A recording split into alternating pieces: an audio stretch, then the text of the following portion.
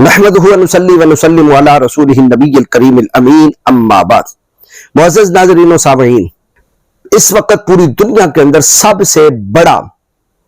تکفیری ذاکر اور مجتہد حسن اللہ یاری، جب بھی کوئی اس سے مناظرہ کرتا ہے، اگرچہ اس مناظرے کا عنوان جو ہے وہ تحریف قرآن ہو یا امامت ہو یا خلافت ہو یا کوئی بھی مضمون ہو، تو یہ پہلے نمبر پہ ہی جناب سیدنا صدیق اکبر رضی اللہ تعالیٰ عنہ کے ایمان کا مسئلہ موڑ لیتا ہے اور پھر گالیاں شروع کر دیتا ہے۔ اس کو کسی مضمون کے اوپر اتنی گرفت نہیں کہ وہ کسی سنی عالم سے مناظرہ کر سکے، مسئلہ امامت پہ کرے، مسئلہ خلافت پہ کرے، مسئلہ قرآن پہ کرے، مسئلہ ماتم پہ کرے، اور اہل البیت کی صحابہ اکرام کے ساتھ جو رشتہ داریاں ہیں، بالخصوص جناب سیدنا عمر ابن خطاب کی حضرت مولا کائنات شرع یزداں کی شہزادی حضرت سیدہ ام کلثوم بنت زہرا سے اس شادی کے متعلق وہ موضوع پر مناظرہ کرے۔ لیکن جب بھی کوئی سنی عالم اس سے مناظرہ کرتا ہے تو اس کی سننے کی بجائے فوراً ابو بکر عمر کا ایمان ثابت کرو جی، موضوع کو بدلتا ہے۔ سب سے پہلے میں حسن اللہ یاری کو اسی عنوان پر کہ یعنی سیدنا صدیق اکبر کا ایمان ثابت ہے یا نہیں ہے، یہ بتانا چاہتا ہوں کہ میں آپ کے سامنے کسی سنی عالم کو پیش نہیں کروں گا، کسی مفسر کو نہیں، کسی محدث کو نہیں، بلکہ وہ پانچویں امام جن کو آپ امام مانتے ہیں اور ہم اہل بیت کا وہ عظیم فرد مانتے ہیں، اہل سنت و جماعت، امام باقر رضی اللہ تعالیٰ علیہ السلام جن کو آپ پانچواں امام مانتے ہیں، میں انہی کی زبان سے آپ کو حضرت ابو بکر صدیق کی جو ہے وہ صداقت اور ایمان کو واضح کروں گا۔ اور اس مضمون پر صرف وہی بندہ سن سکتا ہے اور یقین رکھ سکتا ہے جو بال یقین پانچویں امام کو مانتا ہوگا، ورنہ وہ ڈیلیٹ کر دے گا، گالیاں نکالے گا، جس طرح آئے روز پچھلے لیکچروں کے اندر اور بیانات کے اندر مجھے مسلسل گالیاں دیتے چلے جا رہے ہیں۔ اب مجھے گالی دینے سے پہلے پھر انہیں چاہیے کہ وہ امام پنجم سے ہاتھ اٹھا لے، امام باقر سے وہ اپنی اعلان برات کر دیں، لیکن یہ کبھی نہیں کریں گے۔ تو میں آپ کے سامنے اپنی عبارت تو رکھنا ہی نہیں چاہتا، اپنی بات میری بات نہیں ہوگی، بات امام باقر کی ہوگی، ایمان میرا ہوگا۔ اب دیکھنا یہ ہے کہ شیعہ دوستوں میں کون ہے جو امام باقر کی اس بات پر ایمان لائے گا۔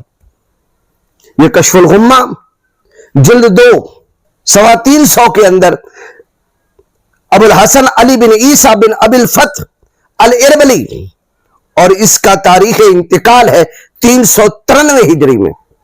اس نے لکھا اپنی سند کے ساتھ ان عروۃ بن عبداللہ، کہ عروہ بن عبداللہ کہتے ہیں قال سألت ابا جعفر محمد بن علی،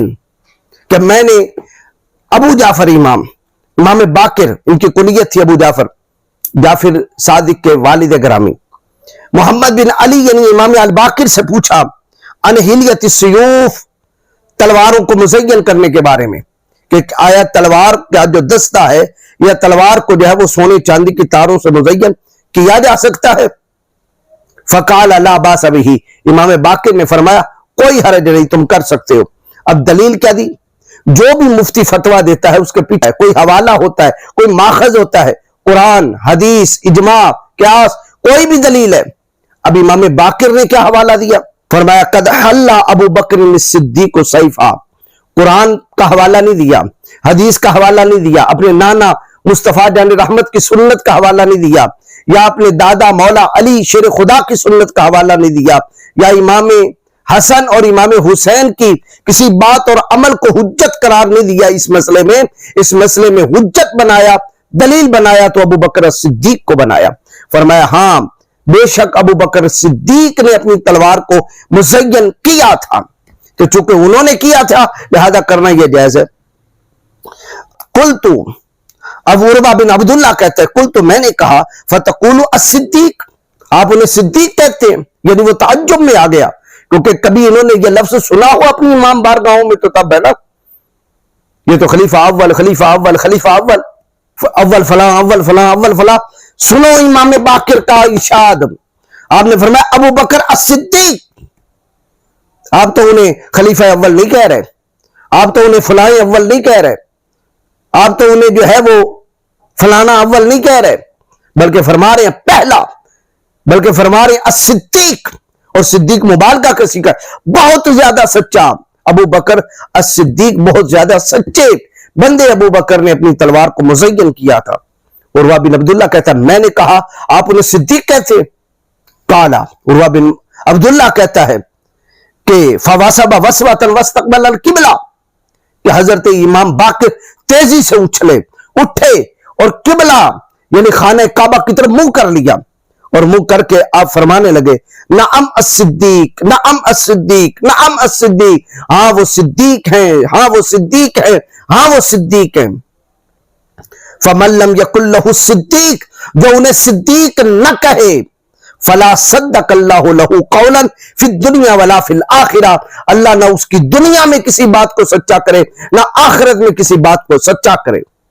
حسن اللہ یاری، تم تو حضرت ابو بکر صدیق کو صدیق نہیں مانتے، اور امام باقر کی تیرے اوپر بد دعا ہے کہ اے اللہ جو ابو بکر کو صدیق نہ مانے، دنیا میں بھی اس کی کسی بات کو سچا نہ کر، قیامت کے دن بھی اس کی کسی بات کو سچا نہ کر۔ اسی لیے تو تقیہ تیرا مذہب ہے، جھوٹ تیرا مذہب ہے، اور عبارات جو تو پیش کرتا ہے لوگوں کے سامنے اس طرح کر کے پوری عبارت پیش نہیں کرتا، اس عبارت کو کاٹ چھاٹ کے پیش کرتا ہے، پھر راویوں پر بحث نہیں کرتا، بلکہ جب کوئی عالم آ جائے تو اسے مناظرہ کرنے کے لیے بات پھیرتا کہیں سے کہیں چلا جاتا ہے یا کال کاٹ لیتا ہے۔ میں شیعہ کمیونٹی سے جو پاکستان میں رہتی ہے میں کہنا چاہتا ہوں، کیا تم ایسے بندوں کے ساتھ، ہم اہل سنت و جماعت کے اور اہل البیت کے گداؤں کے صحابہ اکرام کے نام لیواؤں کے، اور ہم ایک ہاتھ میں صحابہ اکرام کا دامن اور دوسرے ہاتھ میں اہل بیت کا دامن ہے، ان غلاموں سے اس کا مناظرہ کرواؤ گے جو بھاگ جاتا ہے، اس کا مناظرہ کرواؤ گے جو کال کاٹ دیتا ہے، اس سے مناظرہ کرواؤ گے جو گالیوں سے ابتدا کرتا ہے، اس سے مناظرہ کرواؤ گے جو موضوع بدلنے کا ماہر ہے۔ میں بس اتنا کہنا چاہتا ہوں، وہ یہ کلپ لے کے جائیں حسن اللہ یاری کہ ہاں آیا امام باقر نے جناب سیدنا صدیق اکبر کو صدیق کہا یا نہیں کہا؟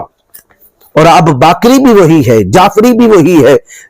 شیعہ اثنا اشعری بھی وہی ہے جو امام باقر کی اس بات کو منوان تسلیم کرے، کیونکہ ایمان تسلیم کرنے کا نام ہے، حجت کرنے کا نام نہیں ہے۔ اور یہ میں نے کوئی سنی کتاب سے پیش نہیں کیا، بلکہ شیعہ کتاب کشف الغمہ فی معرفت الائمہ جلد 2، اور لکھنے والا کون ہے؟ 603 ہجری میں انتقال کرنے والا شیخ اربلی۔ اور حضرت امام باقر کہہ رہے ہیں کہ خدا اس بندے کی کسی بات کو سچا نہ کرے جو حضرت ابو بکر صدیق کو سچا نہیں مانتا۔